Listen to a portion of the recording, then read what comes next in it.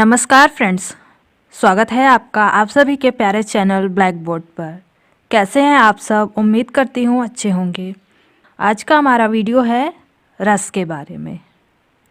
रस के बारे में सभी इम्पोर्टेंट जानकारी आज हम इस वीडियो में जानेंगे। तो चलिए स्टार्ट करते हैं वीडियो को। रस एक ऐसा टॉपिक है जिसको पढ़ते समय आपको बिल्कुल भी रस नहीं आता, यानी बिल्कुल भी अच्छा नहीं लगता। बस इसलिए पढ़ते हैं कि मजबूरी है, करे क्या, क्योंकि सिलेबस में है। इसीलिए आज मैं आपके लिए ऐसी ट्रिक लेकर आई हूँ जिससे आपका रस कंप्लीट भी हो जाएगा और आपको अच्छे से समझ में भी आ जाएगा। तो वीडियो को अंत तक ज़रूर देखिएगा। तो चलिए बिना देरी के स्टार्ट करते हैं वीडियो को। पहले हम समझेंगे रस है क्या। जब भी हम कोई कविता पढ़ते हैं या सुनते हैं तो उस कविता को पढ़कर या सुनकर जो भाव उत्पन्न होता है उसे रस कहते हैं। भाव कैसे? चलिए अब इस भाव के बारे में समझते हैं। कभी कभी किसी कविता को सुनकर हमें हंसी आ जाती है, या किसी कविता को सुनकर दुख हो जाता है, या किसी कविता को सुनकर या देखकर उत्साह आ जाता है। ये जो हम अलग अलग कविता को सुनकर अलग अलग भाव महसूस कर रहे हैं, मतलब जैसे हंस रहे हैं, रो रहे हैं या गुस्सा हो रहे हैं, तो ये जो अलग अलग प्रकार की फीलिंग है यही है रस। ध्यान रखिएगा फ्रेंड्स, रस क्या है? जो हमारे अंदर अलग अलग प्रकार की फीलिंग है वही रस है। ये तो परिभाषा मैंने समझने के लिए लिख दी है। इसकी साहित्यिक परिभाषा है विभाव, अनुभाव और संचारी भाव के संयोग से रस की निष्पत्ति होती है। रस की साहित्यिक परिभाषा यह हुई। ध्यान रखिएगा फ्रेंड्स, परिभाषा वैसे जल्दी नहीं पूछी जाती, लेकिन आगे आपको समझ में आ जाएगा। आगे देखते हैं, रस का शाब्दिक अर्थ क्या है? आनंद है। रस को काव्य की आत्मा या प्राण तत्व माना जाता है। फ्रेंड्स, ये वाली लाइन इम्पॉर्टेंट है, इसे ध्यान रखिएगा। यह क्वेश्चन में इस प्रकार पूछा जाता है कि रस को किसकी आत्मा माना जाता है, तो ऑप्शन में दिया रहेगा काव्य की आत्मा। और कभी कभी यह भी पूछा जाता है कि काव्य की आत्मा किसे माना जाता है, तो आंसर होगा रस को। इस प्रकार ध्यान रखिएगा। चलिए और आगे जानते हैं। अब जानेंगे रस के प्रकार के बारे में। रस के 9 प्रकार हैं। सर्वमान्य यही है, ध्यान रखिएगा फ्रेंड्स, ये सर्वमान्य है, यानी इसकी मान्यता ज़्यादा है। जब आपसे भरत मुनि के अनुसार पूछे तभी 8 प्रकार लगाइएगा।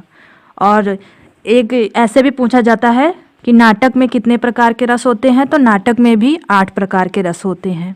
ध्यान रखिएगा, नाटक में भी 8 होते हैं। दो क्वेश्चन इस तरह बनते हैं, भरत मुनि के अनुसार कितने रस हैं? 8 प्रकार के। और नाटक में कितने रसों का प्रयोग हुआ है? 8 प्रकार के रसों का। वैसे वर्तमान में 11 प्रकार के रस हैं, लेकिन सर्वमान्य 9 ही है। जो 10वां भक्ति रस और 11वां वात्सल्य रस है उसे श्रृंगार रस के ही अंतर्गत रखा जाता है। फ्रेंड्स, अभी आपको ये आगे क्लियर हो जाएगा, ध्यान से देखते रहिए। अगला है रस के अंग। फ्रेंड्स, कंफ्यूज मत होइएगा, रस के प्रकार अलग हैं और रस के अंग या अवयव अलग हैं। तो रस के अंग कितने होते हैं? 4 होते हैं। जब आपसे रस का अंग पूछा जाए तो आप 4 लगाएंगे, और जब आपसे रस के प्रकार पूछा जाए तो आप 9 लगाएंगे। रस के अंग कौन कौन से हैं? स्थायी भाव, विभाव, अनुभाव और संचारी भाव। ये चारों क्वेश्चन में इस प्रकार भी पूछे जाते हैं कि इनमें से कौन सा रस का अंग नहीं है। तो इन चारों में से जो नहीं रहेगा वही आप सही आंसर टिक कर देंगे। या इस प्रकार भी पूछ सकते हैं कि इनमें से कौन सा रस का अंग है। ऐसे ऐसे क्वेश्चन बनते हैं, तो ध्यान रखिएगा। चलिए अब रस के अंग को थोड़ा विस्तार से समझते हैं। स्थायी भाव। स्थायी भाव क्या है? वह भाव जो स्थायी हो, यानी यहाँ आप इस शब्द के माध्यम से ही ध्यान रख सकते हैं, वह भाव जो स्थायी हो। या इसके लिए एक ट्रिक ध्यान रख सकते हैं, देर तक रहना, यानी ऐसा भाव जो देर तक रहे। वर्तमान में इनकी संख्या 11 है। 11 कैसे है? क्योंकि रस के प्रकार जब 11 रहेंगे तो इनकी संख्या भी 11 रहेगी, और जब रस के प्रकार 9 रहेंगे तो स्थायी भाव भी 9 रहेंगे। इस प्रकार होता है, यानी जितने रस के प्रकार होंगे उतने स्थायी भाव के प्रकार भी होंगे, ध्यान रखिएगा। चलिए अब इन्हें जानते हैं। श्रृंगार रस का स्थायी भाव है रति या प्रेम। हास्य रस का स्थायी भाव है हास। करुण रस का स्थायी भाव है शोक। वीर रस का स्थायी भाव है उत्साह। रौद्र रस का स्थायी भाव है क्रोध। और आगे देखते हैं फ्रेंड्स, ये याद करना पड़ेगा क्योंकि ये इम्पॉर्टेंट है। भयानक का स्थायी भाव है भय। विभत्स का स्थायी भाव है जुगुप्सा या घृणा। अद्भुत का स्थायी भाव है विस्मय या आश्चर्य। शांत का स्थायी भाव है निर्वेद। वत्सल का स्थायी भाव है वात्सल्य विषयक रति। भक्ति का स्थायी भाव है भगवत विषयक अनुराग या रति या प्रेम, कुछ भी कह सकते हैं, सभी का मतलब एक ही होता है, तो ध्यान रखिएगा फ्रेंड्स इसमें कुछ ऐसे इंपॉर्टेंट है जो बहुत ज़्यादा पूछे जाते हैं। फ्रेंड्स हमें ये 11 याद करने पड़ेंगे, इनसे 1 नंबर आप मानकर चलिए। जब रस से इजी क्वेश्चन बनता है तो इन्हीं से बनता है। ये दोनों इम्पॉर्टेंट हैं क्योंकि इन दोनों का स्थायी भाव कुछ अलग टाइप का है, इससे तो आप जान ही जाएंगे। भयानक कब है ये तो अच्छे से समझ में ही आ रहा है। ये शांत वाला भी इम्पॉर्टेंट है। फ्रेंड्स जिसके जिसके थोड़े अलग हैं वो ज़्यादा इम्पॉर्टेंट है, ध्यान रखिएगा। ये तीनों बहुत इम्पॉर्टेंट हैं। और ऊपर वाली स्लाइड में कौन सा इम्पॉर्टेंट है, इसमें ये वीर वाला इम्पॉर्टेंट है और क्रोध वाला। श्रृंगार का रति प्रेम ये तो ध्यान ही रख सकते हैं, और हास्य का हास ये तो समझ में ही आ रहा है। करुण का शोक, जब करुणा होगी तो शोक ही होगा, किसी को सुख या मतलब हंसी तो आएगी नहीं, तो इस प्रकार ध्यान रख सकते हैं। अगला है विभाव। विभाव क्या है, जो भाव को उत्पन्न करता है, यानी इसके लिए एक ट्रिक ध्यान रख सकते हैं जिसके सहारे कहानी आगे बढ़ती है। कहानी आगे कैसे बढ़ती है देखिए, इनकी संख्या 2 होती है। एक होता है आलंबन विभाव, फिल्म में हीरो हीरोइन। जब आप कोई फिल्म या नाटक देख रहे हैं, जब उसमें हीरो हीरोइन यानी पात्र होंगे ही नहीं तो उसकी कहानी आगे कैसे बढ़ेगी। और उद्दीपन विभाव क्या होता है, प्राकृतिक वातावरण, यानी जब फिल्म में जो पीछे का दृश्य रहता है जब वह होगा ही नहीं, सिर्फ हीरो हीरोइन ही दिखाई देंगे तो आप उसे अच्छे से समझ पाएंगे, आपको वह देखने में अच्छा लगेगा, आप उसे देखेंगे, नहीं देखेंगे ना। तो यही सब रस के अंग हैं, तो इन्हें ध्यान रखिएगा फ्रेंड्स, कभी कभी पूछ लिए जाते हैं एग्ज़ाम में। अगला है अनुभाव। भाव को व्यक्त करने वाली शारीरिक हरकतें। ट्रिक क्या है, शरीर की हरकतें। इनकी संख्या 8 है। स्तंभ, स्वेद, रोमांच, स्वरभंग, कंप, विवरणता, प्रलय, अश्रु। स्तंभ का मतलब स्थिर, यानी आप स्थिर हो गए एक जगह पर। स्वेद का मतलब पसीना होता है, तो ये शरीर से ही जुड़ा है ना। रोमांच भी शरीर से ही जुड़ा है। स्वरभंग यानी हकलाना या तुतलाना। कंप यानी कांपना, तो शरीर ही तो कांपेगी। इस प्रकार अनुभाव की संख्या 8 होती है। विवर्णता का मतलब होता है रंगहीन, यानी इसमें कोई रंग नहीं है। अश्रु का आंसू हो गया, और प्रलय का होता है मतलब ज्ञान नहीं है उसके अंदर। इस प्रकार आप समझ सकते हैं। अगला है संचारी भाव। संचारी भाव ज़्यादा देर तक नहीं रहते। इसकी ट्रिक है, ये वे भाव है जो आते जाते रहते हैं, यानी ये स्थायी भाव के उल्टा होते हैं। स्थायी भाव स्थिर रहता है यानी कुछ देर तक रहता है, और संचारी भाव ज़्यादा देर तक नहीं रहता, यानी यह क्षणिक होता है। इनकी संख्या 33 है। जैसे हर्ष, चिंता, लज्जा, ग्लानि, शंका, गर्व। ये जो हैं भाव, क्या ये आपके अंदर हमेशा रहते हैं? सोच कर देखिए, क्या शंका आपके अंदर हमेशा रहती है? नहीं रहती ना, कुछ देर के लिए आती है फिर चले जाती है, फिर आती है फिर चली जाती है। तो संचारी भाव इन्हीं को कहते हैं। अगला है, चलिए फ्रेंड्स अब रस के प्रकार को थोड़ा विस्तार से समझते हैं। पहला है श्रृंगार रस। श्रृंगार रस को रसराज भी कहा जाता है, ध्यान रखिएगा। जैसे इससे क्वेश्चन इस तरह बनता है कि किस रस को रसों का राजा कहा जाता है, तो श्रृंगार रस को। श्रृंगार रस को पहचानने की ट्रिक है प्रेम, यानी जिस पंक्ति में आपको प्रेम दिखाई दे वहाँ पर श्रृंगार रस होगा। और प्रेम कैसा? पति पत्नी का प्रेम, प्रेमी प्रेमिका का प्रेम, इस प्रकार का प्रेम आपको दिखाई दे तो वहाँ पर श्रृंगार रस होगा। अगर माता पिता का प्रेम अपने बच्चों के लिए उस पंक्ति में प्रकट हो रहा है तो वहाँ पर वात्सल्य रस होगा। ध्यान रखिए फ्रेंड, थोड़ा सा कन्फ्यूज़न हो सकता है। तो यहाँ पर सिर्फ पति पत्नी का प्रेम होगा और प्रेमी प्रेमिका का प्रेम होगा, तभी श्रृंगार रस होगा। एग्जाम्पल है, मेरे तो गिरधर गोपाल दूसरों न कोई, जाके सिर मोर मुकुट मेरो पति सोई। यहाँ पर जो मीराबाई हैं वह श्री कृष्ण को अपना पति मान रही हैं और श्री कृष्ण के प्रति अपना प्रेम व्यक्त कर रही हैं, तो इसलिए यहाँ पर श्रृंगार रस होगा। इस प्रकार आप ध्यान रख सकते हैं। अगला है हास्य रस। हास्य रस का स्थायी भाव तो हास होता है। क्या होता है? हास होता है। अभी मैंने आपको ऊपर बताया। इसके लिए ट्रिक ध्यान रख सकते हैं, जिस भी पंक्ति में आपको हंसी, मुस्कुराहट या मजाक जैसा महसूस हो वहाँ पर हास्य रस होगा।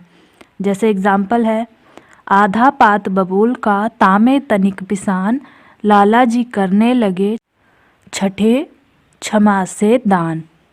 तो यह पंक्ति पढ़कर आपको मतलब हल्की सी हंसी तो आ ही रही होगी कि ऐसा हो सकता है, नहीं हो सकता, तो इसलिए यहाँ पर हास्य रस है। अगला है करुण रस। करुण रस का स्थायी भाव है शोक। क्या है? शोक।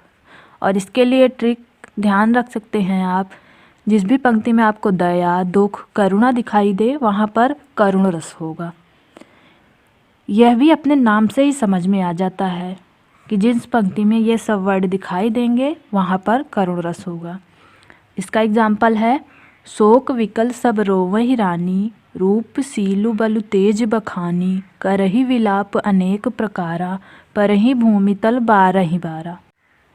इस पंक्ति में राजा दशरथ की मृत्यु पर रानियों का जो शोक था वह दर्शाया गया है, तो इस प्रकार यहाँ करुण रस हुआ। अगला है वीर रस। वीर रस का स्थायी भाव है उत्साह। क्या है? उत्साह। और इसके लिए हम ट्रिक में ध्यान रख सकते हैं, जिस भी पंक्ति में आपको वीरता, जोश, देशभक्ति जैसी प्रतीत हो वहाँ पर वीर रस होगा। जैसे एग्जाम्पल है, मैं सत्य कहता हूँ सखे, सुकुमार मत जानो मुझे, यमराज से भी युद्ध में प्रस्तुत सदा मानो मुझे। यह पंक्ति पढ़कर आपको खुद ही जोश आ रहा होगा। ध्यान से पढ़िए पंक्ति, खुद ही समझ में आएगा कि इसमें कौन सा रस है। तो इस प्रकार यहाँ पर वीर रस हुआ। अगला है रौद्र रस। रौद्र रस की ट्रिक है, जिस भी पंक्ति में आपको गुस्सा और उग्रता जैसा प्रतीत हो वहाँ पर रौद्र रस होगा। और इसका स्थायी भाव है क्रोध। क्या है? क्रोध है। एग्जाम्पल देखिए, श्री कृष्ण के सुन वचन अर्जुन क्रोध से जलने लगे, सब सील अपना भूलकर करतल युगल मलने लगे। तो यह पंक्ति पढ़कर आपको समझ में ही आ रहा होगा कि यहाँ पर अर्जुन का रौद्र रूप दिखाया गया है। तो इस प्रकार यहाँ पर रौद्र रस है, यानी अर्जुन बहुत गुस्से में है इस पंक्ति में। अगला है भयानक रस। भयानक रस की ट्रिक है डर, भयानकता, डरावनापन। इन सभी का मतलब एक ही है, लेकिन मैंने यह समझने के लिए आपके लिए लिख दिया है। अगर आप इसे अच्छे से याद रखेंगे तो आपसे जो भी पंक्ति एग्ज़ाम में पूछी जाएगी गलत नहीं होगी। सिर्फ आपको ये याद रखना है। भयानक रस का स्थायी भाव है भय। क्या है? भय। यह तो इजी है, आपको याद ही होगा। इसका एग्जाम्पल है, उस सुनसान डगर पर था सन्नाटा चहुओर, गहन अंधेरी रात घिरी थी अभी दूर था भोर। तो आपको ये पंक्ति समझ में आ रही होगी कि यहाँ पर मतलब डरावनापन सा दिखाया गया है, तो इसलिए यहाँ पर भयानक रस है। अगला है विभत्स रस। विभत्स रस के लिए ट्रिक है, जिस भी पंक्ति में आपको नफरत, घृणा इस प्रकार दिखाई दे वहाँ पर विभत्स रस होगा। जैसे एग्जाम्पल देखिए, आँखें निकाल उड़ जाते, क्षण भर उड़कर फिर आ जाते, 100 जीभ खींच कर कौवे चुभला चुभला कर खाते। तो यह पंक्ति पढ़कर आपको थोड़ी सी मतलब नफ़रत सी, घृणा सी आ रही होगी ना। तो इसी तरह आप समझ सकते हैं फ्रेंड्स, मतलब अपने आप भी समझ सकते हैं कि पंक्ति पढ़ने पर हमें कैसा भाव महसूस हो रहा है। तो यहाँ पर विभत्स रस है। कौन सा रस है? विभत्स रस। इसका स्थायी भाव ये वाला ज़्यादा पूछा जाता है, जुगुप्सा वाला। कौन सा? जुगुप्सा, क्योंकि ये थोड़ा अलग है तो याद कम रहता है, ध्यान रखिएगा फ्रेंड्स। अगला है अद्भुत रस। अद्भुत रस के लिए ट्रिक है आश्चर्य और हैरानी। जिस भी पंक्ति में आपको आश्चर्य सा प्रकट हो या हैरानी सी लगे, वहाँ पर अद्भुत रस होगा। अद्भुत रस का स्थायी भाव है विस्मय। क्या है? विस्मय। फ्रेंड्स, विभत्स वाला और अद्भुत वाला याद रखिएगा स्थायी भाव, ये थोड़ा अलग है तो बहुत ज़्यादा पूछे जाते हैं। इसके लिए एग्जाम्पल है, अखिल भुवन चर अचर सब हरिमुख में लखी मातु, चकित भई गदगद वचन विकसित दृग पुलकातु। यहाँ पर माता यशोदा बालक श्री कृष्ण जी के मुख में संपूर्ण ब्रह्मांड को देखकर आश्चर्यचकित हो जाती हैं। तो इस प्रकार यहाँ पर अद्भुत रस हुआ। अगला है शांत रस। शांत रस का स्थायी भाव है निर्वेद। क्या है? निर्वेद है। इसके लिए ट्रिक है उपदेश, समझाना और ज्ञान। जहाँ भी शांत रस की पंक्ति होगी वहाँ पर आपको यही सब देखने को मिलेगा। उपदेश, समझाना कुछ होगा या कुछ ज्ञान दिया होगा। जैसे एग्जाम्पल देखिए, मन रेतन कागद का पुतला, लागे बूंद बिनस जाई छिन में, गर्व करे क्या इतना।